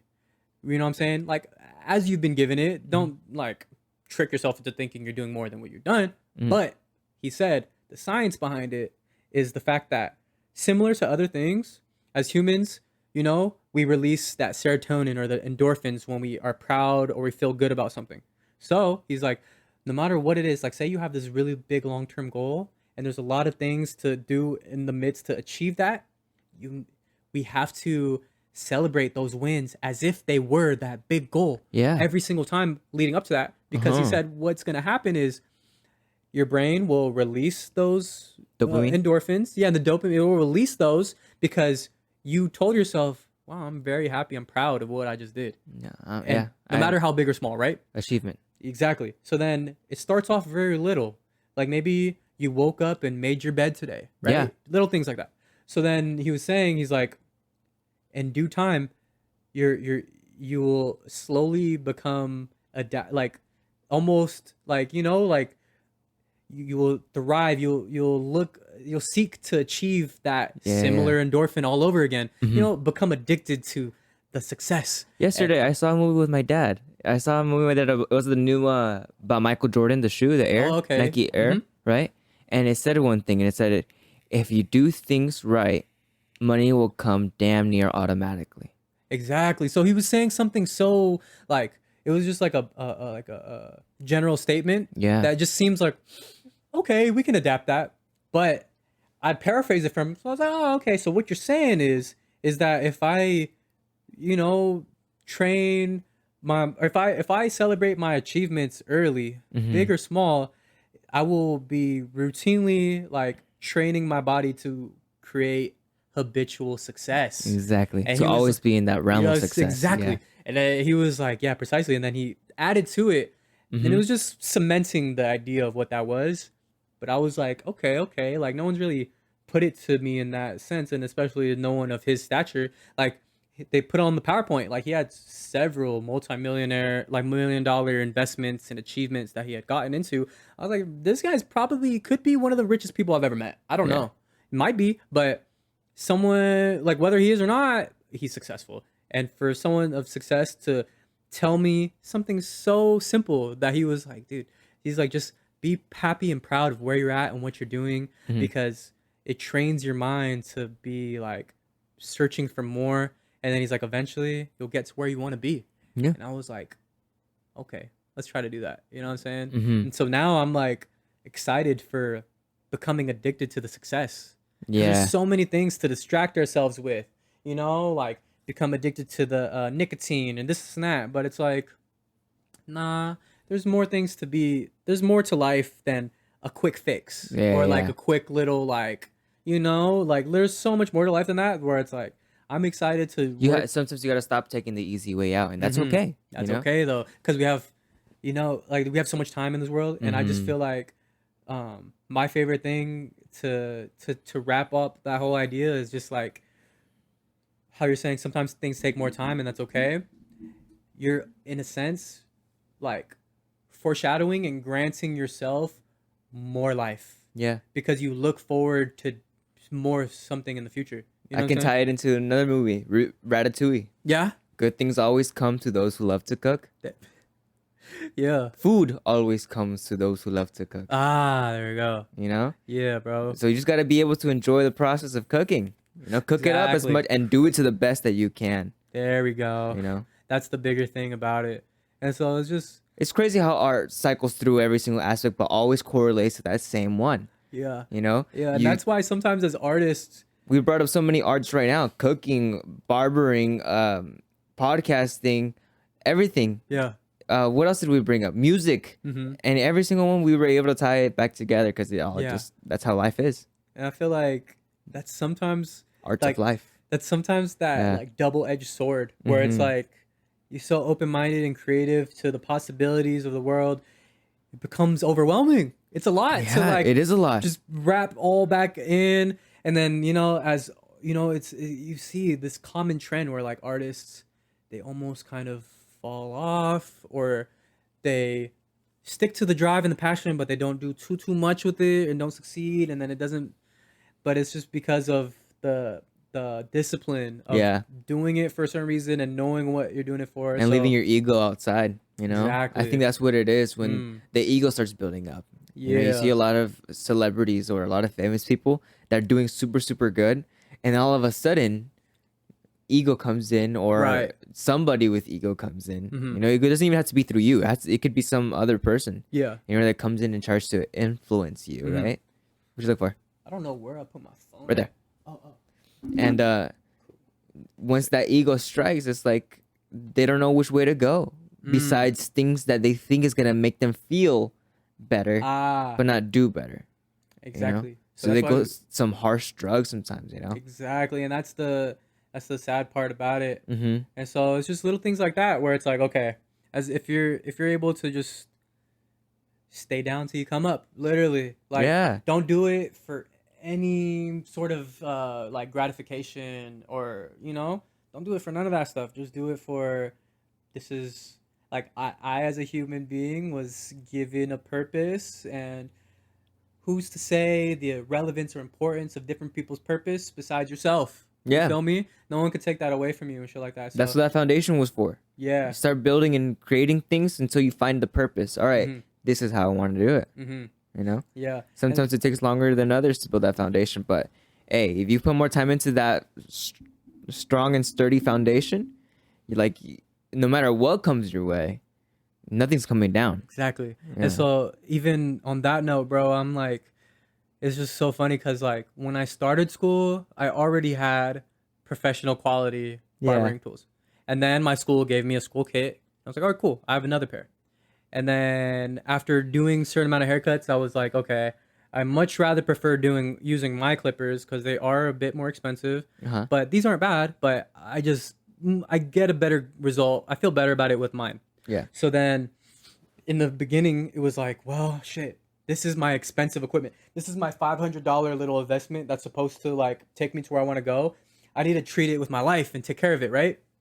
And then comes a day where it's like, it just becomes too stressful of like having to worry about putting all my eggs in this one basket. Yeah. So what did I do? I found different deals and sales, or I'm always on the lookout, where at this point, as of right now, I have a whole ass barbering setup in my briefcase, in my locker at school. Ready to go. And then I also have a whole ass setup at the house, ready to go. I also have 2 more setups in my car with me, majority of the time, at all times. And if not 2 setups, I have at least 1. But the thing about it is like, okay, I don't know, maybe I got robbed or maybe something breaks.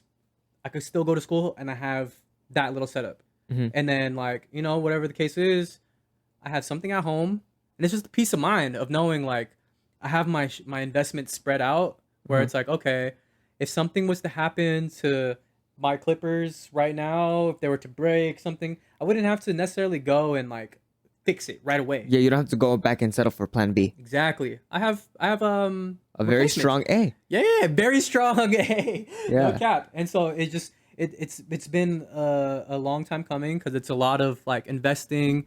It's a lot of like just trying to make it make sense and see like the return on investment, where it's like, okay, I'm gonna put in $100 into this new little thing right now, even though I already have one, but I can see the investment where it's like this $100 right now with this right here, it's gonna take what I'm doing to the next level, because I don't have to be like, oh shit, like I need to have my shit with me at all times on me or whatever. But it's like I have it. I have the setup at home. I have the setup at school. I have it in my car right now, so I could do a mobile service if needed.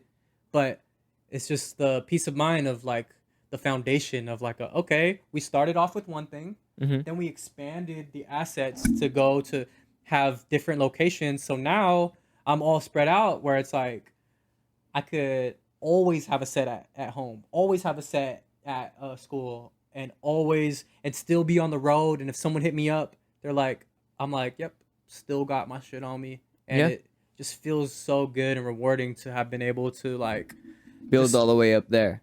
Yeah, because it took time. It took making money and working and to get to that point. I just feel like it's super important to be able to like spread the wealth and expand the investments to different places because, it's just so stressful to be able to like have all your eggs in one basket. And then it's like, if something was to break or go wrong with that, shit, I'm asked out what of do you luck do? now. Yeah. What do you do? Your eggs are all gone. You're fucked. Yeah. I dropped my basket. All the eggs broke. Great. Now what do I do? Well, My clumsy ass. right. Yeah. But it's like a Easter egg hunt. Yeah. You just put the eggs out there, and it's like it serves the purpose of what it's supposed to do. It's the Easter egg. You pick it up, you find it, you can crack it open, do what it do. But at the end of the day, my eggs are spread out. So Think about that for a second. You can't find the egg right there, hidden right there, right? And during the Easter egg hunt, and then open it up and then open the candy and eat it right there and then, right? But if you do that, all the other kids are already finding all the other eggs. Yeah. So instead, you gotta go and grab the eggs, and you can't worry about what's inside the eggs. Yeah. You can't worry about what it's going to pay you once you find those eggs. Yeah. All you know is that there's eggs that need to be found. So stick to that. Don't think about what's coming inside of those eggs. Yeah. And I think you can fit that perfectly into here. Exactly. About the investment on what it means to find the egg. Exactly. So I'm gonna collect them all, and then later on, I don't know what's inside these eggs, but I already put in the work to find everything, so I'm gonna get something out of it. Yeah, and I would look at barbers like professional setup and their shop, and in the beginning I was like, I don't get it. I don't understand why you need 5, 6 different things, and you just put them in your little drawer and you don't even use it. And like you're just using the 2, 3 things on your shelf, but you need the backup sometimes, or you level up and you get better and don't necessarily want to throw it away. But then I see certain people where they have all of their clippers set up on their shit, and it's like, well, I use all of them for different things, and if and also the thing too sometimes is like the blade, it gets just too hot. Like I can't use one clipper all day long because it's like if I'm back to back to back, just running that motor all day long, it's gonna be extremely hot. It's gonna burn. Don't they out. have that spray though that cools it down? Yeah, but it only does so much. Feel me? Like it's gonna heat back up. Yeah, exactly. So it only does so much. But when you have a couple little clippers, it's like as soon as you feel like one's getting too hot, okay, let me put this down, let it charge. Let me pick up the other one. It does just the same job. Yeah. And now it's nice and cool. And I feel like that's super Don't important. overheat it. Yeah. It's super duper important because I can't always tell if it's hot because the body's not hot, but I have to check because I just know now. I'm like, all right, I've been using it for a certain amount. Let me check. Yeah, it's hot. Now, why is that important? Let's say, bro, I feel like that's how maybe back in the day people would just get their hairline pushed back. Yeah. Because I learned how. Oh, bro, remember we were talking about how does hair follicles get erased or how do you destroy a follicle? It would be, last podcast. Yeah. I figured I was like I didn't want to say because I don't really know. Now I know, and it's based off of maybe for example, if I wasn't aware, okay, so I finished the whole fade, and then say this guy he wants to line up on the front, around the ears, and on the neck, right? Yeah. If I was to start off with the ears and the neck and everything, and then work my way to the front, if I don't check to see if my trimmer is hot, I don't know, but it could be. And then let's say I didn't check, and let's say my trimmer already got hot. Maybe I started here, because I do like to start off with these first, just to get so say I start here, do here. Now let's get to the front. But I didn't check to see if my trimmer was hot. As soon as I place that motherfucker, because I've done it to myself before, bro. As soon as you place that thing on that person's head, and it's hot, and da-da-da-da, and it's already your hairs here are much weaker than these hairs based off of your face, the oils that your face produces, and the sun, and the everything. Naturally, your hairs are more susceptible to receding or whatever. So as soon as if you were to put hot metal up against your skin, what happens? You burn. So if you put hot metal up against a hair follicle, bro, that shit sizzles it off. It'll be done. Dang. Yeah. So when you get your hair pushed back by a hot blade, it basically pushes your hair back and also burns the hair follicles there. Exactly. Wow. Yeah. So I didn't even realize that because that's something they don't even teach you, bro. Yeah. That's something I had to just realize. Or in my head, I assumed. I was like, okay. Common sense, how we said. It's common sense. I was like, all right, bro. This blade's super duper hot. And I'm sure it's irritable. I used to come out here and I would use little $30 Walmart wall clippers. And I was like, oh, it's so hot. I was like, I can't even right now. Like, You dude, have I to need to wait a little bit. Yeah, set I it was on like, I the need to put counter. on the half guard. But besides all that, I was like, I took it to the next level. I was like, bro, like, if my trimmer was hot and I wanted to create a nice crispy line on someone's forehead, I could potentially burn their follicle right off. And yeah, truly It'd be give done. damage. Yeah, it'd truly be damaged. Like, because if it was to do that same principle on just like my arm, like my arm's gonna leave a mark. Yeah. So why would the freaking hair on the front of my face not leave a mark or at least be damaged? So that's like one little thing. What about when you blow dry your hair? Because that's heat. Okay, heat definitely is a thing, but heat has benefits too. So it's literally goes back to proper preparation. So if Okay. I spray the hair with some heat protectant, Okay. then it's gonna have that little layer of coating where it's like I'm not just putting straight heat onto a dry hair because the hair is made up of 3 layers. It has the cuticle, which is the scaly parts on the outside. Okay. It has the cortex, which is like almost like the crust or the mantle or the crust of like a earth, and then it has a medulla, which is more so the mantle, where it's like the middle of the hair. And thinner hairs don't necessarily have a medulla. It just depends, but that's like the way hair is formed. So it's like when I put the heat protectant on, that's gonna create that coating around the cortex. And so now when I blow dry it, you want to blow dry in a way where it could help because hair, it reacts to heat, where it's like if you wanted to like comb over your hair to the other side, I'm sure your hair pattern naturally wants to comb over to the way that you do it. Yeah. But it wouldn't be much of a thing if you just was to do it the other way, put some product and blow dry it. Yeah, And if you hold that blow shit dry there. it, Yeah. and then the thing too is like after the heat, you want to hit it with some cold air because that's gonna reseal it. So imagine your hair, it gets warmed up and it feels nice and loosey goosey. It's oh, okay, we'll do whatever you want. And then once you form it to where you want to form it, then you hit it with the cold air. Now it's gonna tighten back up. It's gonna shock it almost. You know what I'm saying? It's like when you cook vegetables or something, you blanch it or whatever, and it's gonna keep it nice and crisp. Or an egg, with soft boiled egg. Exactly. So you do the same thing to your hair pretty much, and then it'll once it'll lock in, and then it'll stay. So then there's certain things where it's like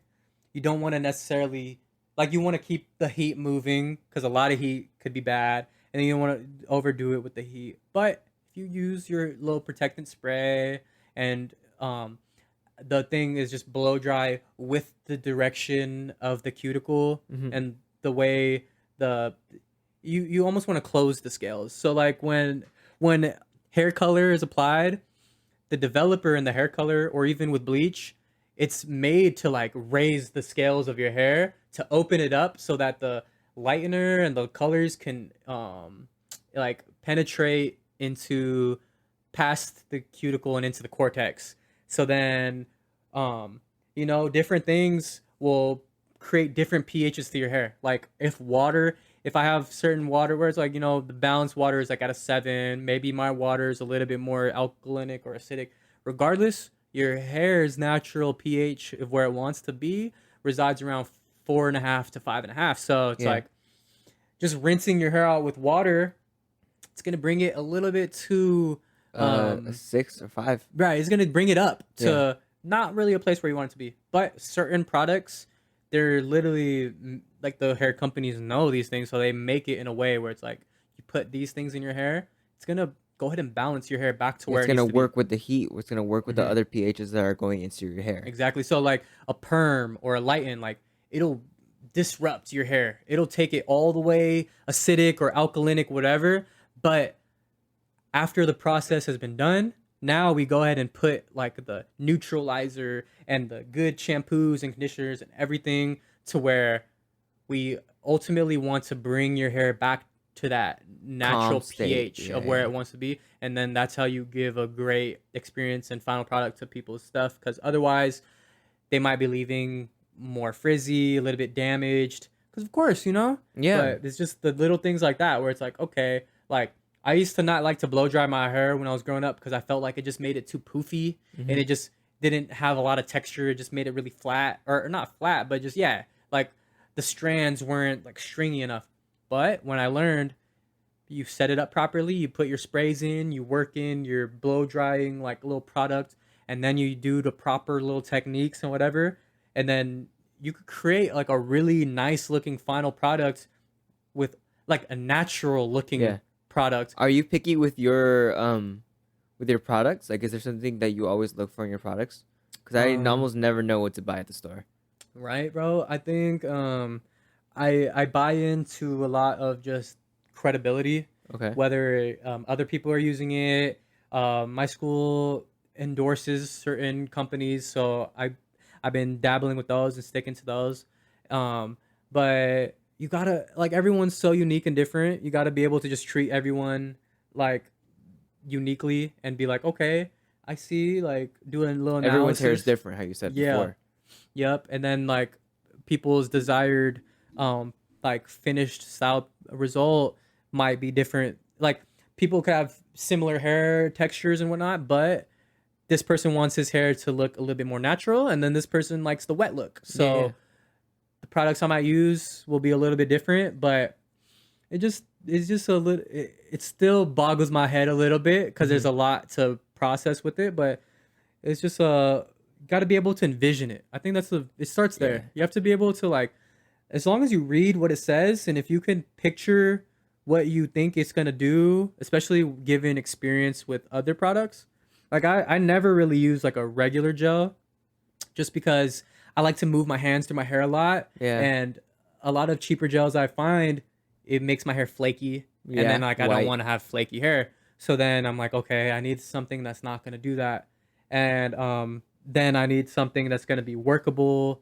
And then I need it to not be too hard. So there's like little things I You might like look running for. your hands through it. I like the gel. Like I almost never used to use gel, but I've been using gel recently, and it's just because I like playing with like the little like actual full strands and of it hair. looks really good too. Yeah, By the way, yeah, you. you look Appreciate you look great. But usually I've been sticking to like a pomade. I remember, yeah, you or were a telling- putty. Mhm. Yeah. And those things are okay, but sometimes they don't give you the hold or the look that you're going for. Or the feel even in your hands. Yeah. So sometimes things like that, it just takes like adapting. Like, okay, maybe that product wasn't for me, or it's like I just need to blow dry it in a certain way, and then Yeah. maybe like I think, like say if I was to try to get a similar styled product to like the way your hair looks right now, like you use gel without using gel, I could use a pomade, work it through, blow dry it, and then use like a hairspray to lock it in. So then Oh, okay, the hair, okay. like once it gets to the texture of the little whatever I see, boom, now I'll Seal it. hairspray it and it'll hold. Have a little bit more hardness, but it'll hold. Or even to the point where it's like when you work in the products and stuff, when it dries all the way, it almost looks like no products in there anymore. But if you catch it in that slightly like wet state and then you just hairspray it when it's at that right time, it's like takes good timing. It's like, okay, the hair is not fully dry and it's exactly where I want it to be. Boom, hairspray it up. Now it's like it's gonna hold exactly like as soon as you spray some really good strong hairspray, however it looks, that's exactly way it's gonna look, and it's For the gonna rest of stay the looking night. like that unless you move your shit through it. So it's just different little things like that where there's still a lot to learn and a lot to experiment with. Uh-huh. But my favorite thing in life is just to treat everything like a hypothesis and then have variables like different things where it's like my control is like my experience. Yeah. And then the like independent variable is there's something new that I'm trying. And I always like to try new things, to adapt, to learn new stuff, but at the end of the day, like I want to create a predictable result. So my hypothesis is if I do this or that, this should happen. Yeah. And more often than not, I would say So you start off with setting a goal for yourself. yeah. Yeah, that's a good one. I love doing that because then I'm able to see, I have like a broader understanding and I'm able to be grateful for certain things in life. So it's like, okay, maybe the trials and tribulations were hard and it was difficult and things took a lot longer to learn than I expected. But with just the diligence of being like, okay, you know what? I learned something though. Then I'm always progressing because I'm like, I didn't have this like chip on my shoulder like oh, I know what I'm doing and I just need to do it that way and it's good because of course that's what it is, but we take that, we expand it, and we're like, okay, we already achieved a predictable result like we wanted. We're gonna try to do the same thing again, but this is a different person now, and his hair's a little bit different. So let me see what this will do, and we'll try it, and it should be better. It should help, and if it doesn't, at least all right, we learned what it did and whatever. But different little things. But you know, your next one will be even better than this one. There we go, because I like treated it like like a science, like a science experiment, but we're always hoping for success, but it's okay if sometimes we go with a little bit of failure. It's what leads us to our bigger success. Yeah, that's a good way to put it. It's funny because I would have never thought of barbering or the whole, world of barbering as that. It's fine. If there's a watermark, you're good. This thing's gonna be replaced later on, anyways. That's fine. But honestly, I'm kind of looking forward to see how many watermarks it gets on that. Yeah. I found this over there across the street. It was free. Bro, don't even replace it. Just dude, I'm a DIY it. Yeah, I will. I was thinking of signing it with everybody's name later on. Yeah, that'd be sick. And then afterwards, just put like a clear coat or something so it stays in there, something like that. But yeah, I didn't expect Barber to have a full conversation about barbering. Like I have no connection into the world, but it's so. You do a little bit. A little bit. Yeah. But hey, and the little Barbicide thing that you gave me, bro, I use it like all the time. The Barbicide, it came in handy. Yeah, and nice. The little holder that you gave me too. Yeah. I don't remember the holder, but I believe that I gave it. The fancy one, right? It looks cool. I always liked that. I didn't know what else to use it for. I was like, this needs to put to use. Like, it looks so nice. I don't know what else to use it for. Yeah, I mean, I never had one because I was like, I don't need one, I guess, because I know how to disinfect it. But having that thing, it's so simple because like sometimes something might fall, and I'm like, all right, bet. Like, I just pick it up, boop, plop it in the little Barbicide shit, and I'm like, okay, 10 minutes later, that shit's gonna be perfect. So, clean yourself. Yeah. But I never expected Barber to correlate with so many things that I've been thinking about recently. And the way you were putting it, I was like, holy shit, like that's tying into this and that's tying into that. So my mind is just like, whoa. You see what I'm saying, bro? That's why I was like, bro, let's set up a little podcast because I really honestly appreciated that you I remember the last time we came on here, you were telling me, you were like, I still want to do another one, just you though. You know what I'm saying? And that's initially what the first one was supposed to be. Yeah. But it was just an awesome feeling and opportunity. It's always so different. Like having a podcast with multiple people and then just having it with one. Because with this, it's just like we're the only ones engaged in the conversation. It's just our mind. So I don't know. Somebody else was there. They could have asked you a question. Your mind could have gone off a completely different route. Yeah. But this time it was just like me and you. I'm gonna hear your mind, and then if I need to have something to say, I'll say it. Yeah, exactly. And then when it's just like one-on-one, we could both get out of the conversation exactly what we were looking for. Yeah. But then you add other people in the mix. We're all doing that, so then it just gets all over the place. Yeah, I get you. Sometimes people aren't on the same page. Because I even realized I kick it with some of the homies, and I'm like, bro, do you ever see this? Like, is this in your algorithm too? And they're like, bro, nah, I never even heard of that. Never seen that. Like, what is that? And I'm like, wow, we live in the same place. We are close friends, and we like similar things, but our algorithms are so different that it feels great to come back and reconnect and share. Like, and then the next time you come on the podcast, it's just going to be completely different, or maybe some of the same, but just expanded a lot more. That's what I was thinking. Built on. Because now that my favorite thing is like laying down like a foundation where it's like, okay, we already made it to this level of conversation of what we talked about. So now we don't have to like kind of like waste time talking about the same things over again. We already established those things. So now next time we talk, it's going to be like here with it because we already started here. So now it's like, well, we're only going to go up. It's going to be very impressive to look back and just be like, wow, like look at you can see the growth. You can literally see the growth in every conversation. Yeah. That's what I'm looking forward to, honestly. Just when people come back on. And I just want to see how differently they think. And it's exciting to me seeing how differently you've been, or how much more you've been sharing right now, or how you've been thinking right now compared to like even just a few months ago. And it's awesome too is like your platform is a blessing, and it's really great based off the fact that like I've heard different things, or I get to learn about people that I didn't even really like know much about. And even like Diego was telling me, he's like, bro, like my brother Adrian, like he's kind of like a closed book, and it's hard for him to like learn a lot about him besides already what he knows. So then when you did a podcast with Wave, Diego was like, bro, like I'm honestly really interested into watching that because I get to learn more about my brother than I otherwise really would. You know what Yeah, I'm saying? it's just sometimes you don't really have those conversations with people because they never give you the chance to talk. Or sometimes you're like, maybe I shouldn't talk about this right now. Yeah, Let's talk yeah. about whatever the heck all of you guys want to talk Exactly, about. and I love doing that. So it's like almost like a That's a lot. conformity. Yeah, You and know? it's tons of fun to like be a person of value amongst others and allow like and then not even talk about myself and then Mhm. allow other people to talk about themselves and learn about other people because it's like, if you're in a room full of billionaires, right? A billionaire amongst billionaires, we don't necessarily care to talk about like the fine details of the numbers down to the we're all billionaires here. So let's Yeah. just talk about life and other things and Yeah, we're all the things kings. that we enjoy. And it feels great to talk about the work and the grind because that's the foundation. But besides all that, you get to a point where it's like you could almost you like there's different types of conversations. There's conversations where you learn and you grow, Mm-hmm. and then there's conversations where you just celebrate the achievements of life, Yeah. and you're able to just know so much about each other already, and just be like, dude, like, what'd you just do this weekend, man? Like, what's something new?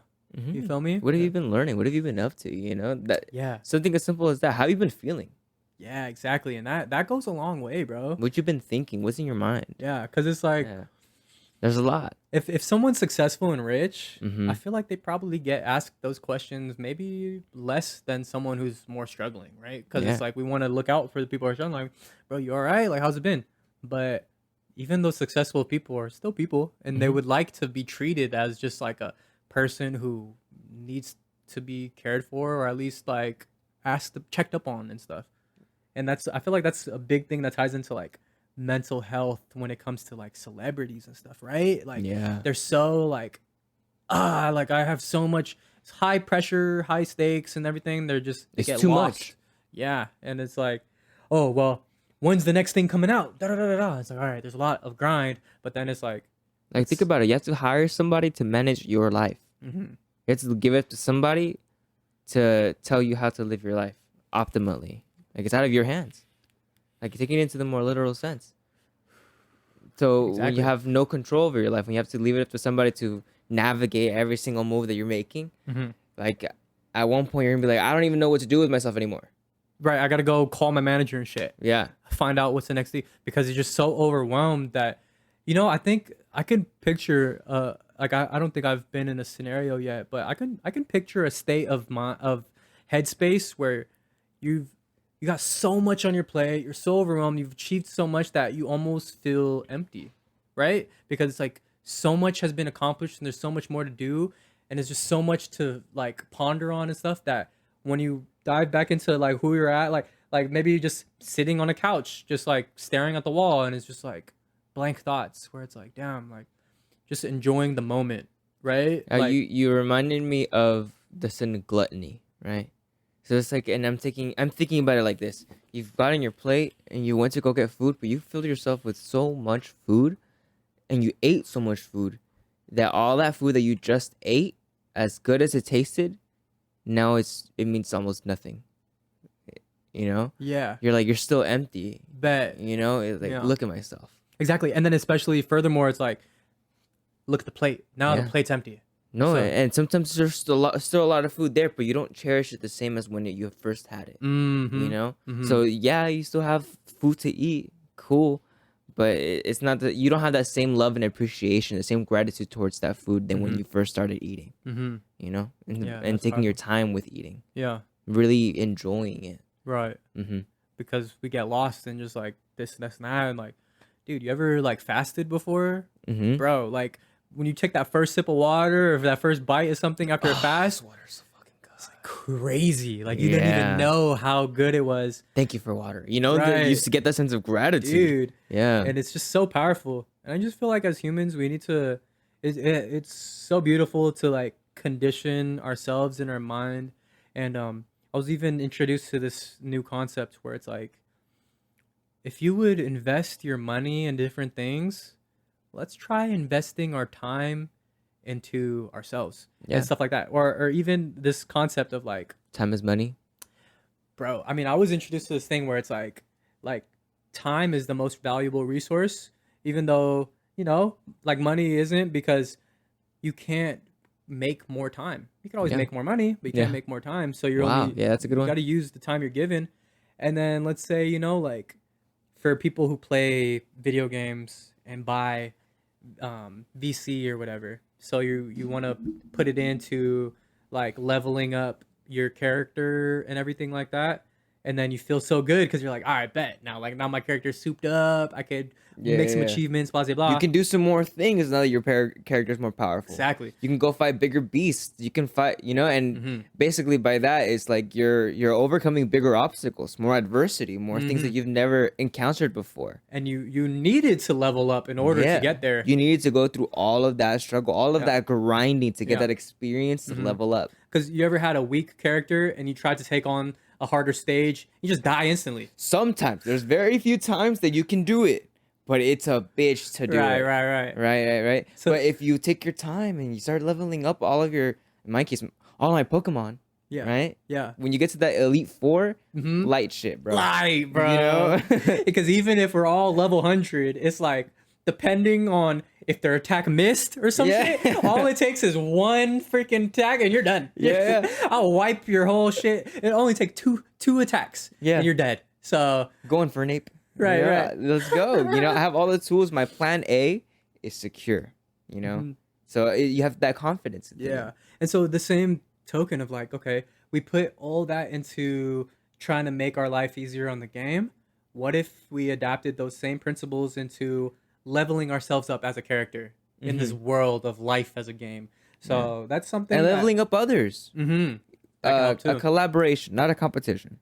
Create with each other. Yeah. Help each other level up. Yeah. You know? Yeah. So feel me? The same satisfaction of like, oh man, I leveled my guy up to 100. How about let's get ourselves leveled to 100? You know what I'm saying? Yeah. Because I've like earned all 8 badges with a level 47 freaking starter Pokemon. Yeah. But that level 47, maybe that's where I'm at right now. And then you could put the game down and be done. But I have more life. I want to grant more life. I have more time. Let's just keep leveling it up. Let's get it up to 99 and 100 because that's just what God's given us, like the opportunity to do with this life. We have the free will to prioritize certain things over Yeah. others. And then like it's really hearsay and it's like subjective as to what's more important than other things. So like, a fresh haircut, it could be something so simple where it's like, oh, it's not stressing me out. I could wait on it. But then once you get it, it's like, damn, all right, bet. I feel good. Like Yeah. I got a compliment the other day from one of my friends, like uncles or something. We were having fun. It was a party, alcohol's going around. We were chilling. He's like, "You look like a movie star." And that was the first time I've ever gotten that compliment. And that stuck. Even with my girlfriend, when she heard it, she's like, "My little movie star. I like it." I'm like, this feels good. Yeah. And just a simple haircut. Right. Yeah. That's what made the determining factor of how you could feel for even like this little thing could go on for the rest of your life. You're always gonna come back to this little moment Yeah. of when you felt good. Yeah. And it's just so funny to me now because in my head, I'm just such a boy. You know what I mean? Like A kid. and I feel like as girls love to portray this image of guys are just so simple-minded and whatever, and that could be because sometimes we don't we're not in tune with our emotional self, whatever the case is, and we work on it. We try to if we want to, but this whole concept of like I like to just keep things very, very simple-minded, just as like a dumb boy per se, where I don't want to complicate it too much. So it's just this funny thing where I feel like, like if I'm out and about and if I see someone with a fresh haircut, I can immediately know that's that person's day to day. Like they set it up, like there's nothing that's gonna hold them back from having a great day. Yeah. Because it's Friday, they clearly just got a fresh cut. They probably have plans tonight, and they're gonna be feeling like the one, or at least their best self. Like a fucking king. Yes, bro. Yes. And so then, let's say in that same sense where it's like go out with the boys, maybe my haircut's growing out already. So I didn't get my fresh fade today. It's not my day. But I'll still make a great day of it. But just know it wasn't necessarily like my king day, my prime day. Like I Yeah. wasn't. It was just like I look clean, I look good enough, and that's all that matters. And I was confident.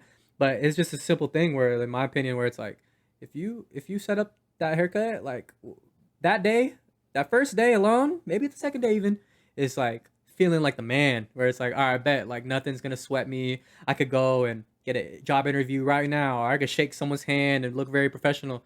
And it's just that little thing right there where it's like, it's beautiful. It's beautiful to me because it's like, even if someone has a grown out haircut, doesn't mean they look bad. It just means that they like, and like if it's their day, it's not a bad thing. It's just like you set it up for, it's like A good hair day. yeah, exactly. Or it's like my birthday, where Yeah. it's like, I wanted to look really, really good today because I had big plans today, and I had girls to holla at today. So you can tell. So that is the thing. It's like, all right. So if like I'm at the club, bunch of people, I wouldn't be surprised if the guy with the very, very fresh haircut today got more girls than me if I didn't get a haircut, right? Yeah. It'd just be simple enough to accept. I'm like, Math. all right, he Yeah. paid for the haircut. He got the haircut. He set it up. He made the time. He did it today. I didn't. It's only right that he gets the girl or something. But it's not to say like I'm not out here still like putting myself out there, right? Like I could still get the girls. Yeah. And then, maybe I do get a girl. And then eventually, and then it's this thing where it's like, it's just the peace of mind and the closure where it's like, it's not my day to day. I look good, but I didn't get the haircut. So it's not, today doesn't need to be perfect. Because But- when I get a haircut, I want my haircut to be perfect. But just imagine me with a haircut. I should probably go get a haircut. There you go. That's the mentality. Yeah, and then you have that Yeah. to look forward to in the future. And I'm just a big advocate right now for more life. Like, Yeah. give yourself more life, set yourself up in a way where you have more life. So instead of being, Take the time to love yourself. yeah, and like, don't dwell on something that is gonna like take time or is holding you back right now. Because let's say like, let's say if your project was to like sand this down and paint it or stain it, like, okay, you'd be like, whoo, that's a lot to get into, and we'll do it and whatever. And let's say you get started today and you're like, I don't know how long it's gonna take, or maybe you do know it's gonna take exactly 7 days. So starting today, and then you're like busting a sweat. That was a lot of work. It's really heavy. But like, and then it's like, all right, I'm done for today. I didn't finish, but I'm done. So instead of dwelling on not finishing, you at least can look forward to picking it back up again the next day. And that's just so And beautiful. finishing right. Yeah, exactly. That's just so beautiful to me to Yeah.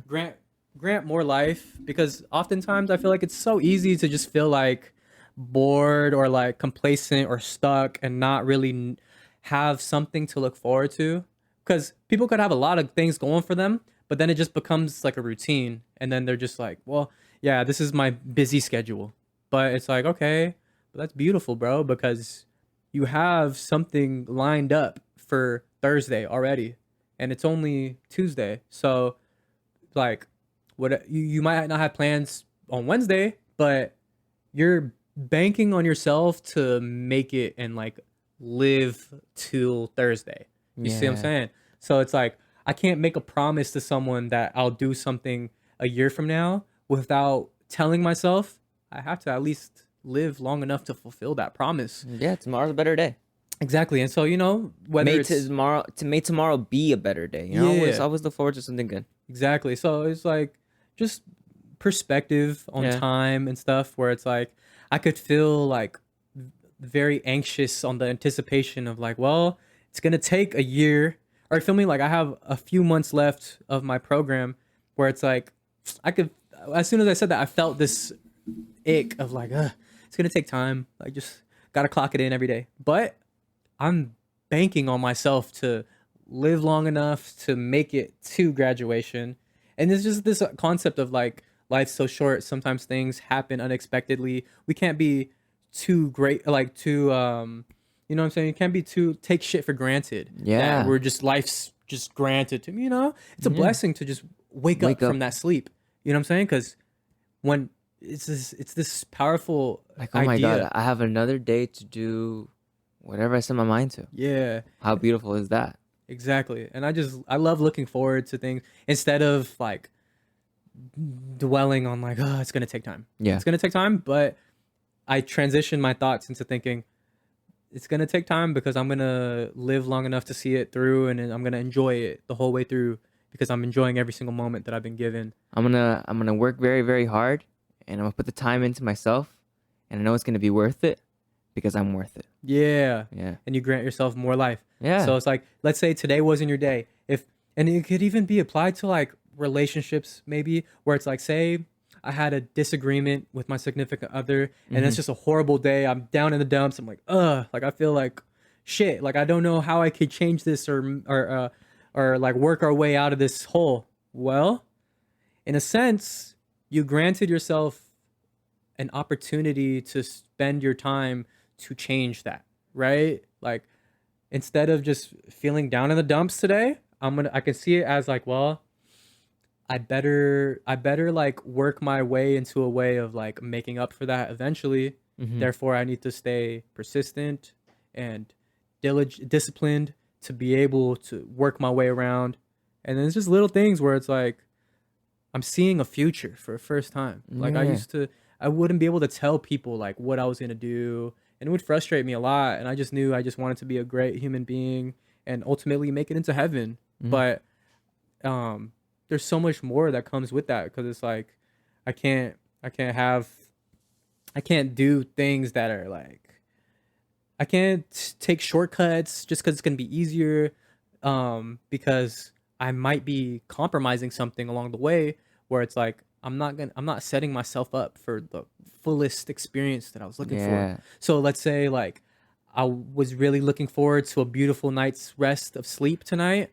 If I don't put my phone down by that certain time and stay disciplined, and if I don't do my night routine and set myself up for a good sleep, I'm not gonna have a good sleep. I'm gonna be tossing and turning. I'm gonna be scrolling. And then when you wake up, exactly, bro. So it's just little things like that. You gotta like care of yourself, for stay sure. disciplined, stay in love with yourself, Yeah. and in love with more life to come. Because I think it's just so powerful, because so many people I see the stress and the weight of the world on their shoulders, where they're like, man, today was rough, bro. And it's like, well, gonna have to do the same thing all over again tomorrow, right? They're like, man, I hate it. Not looking forward to it.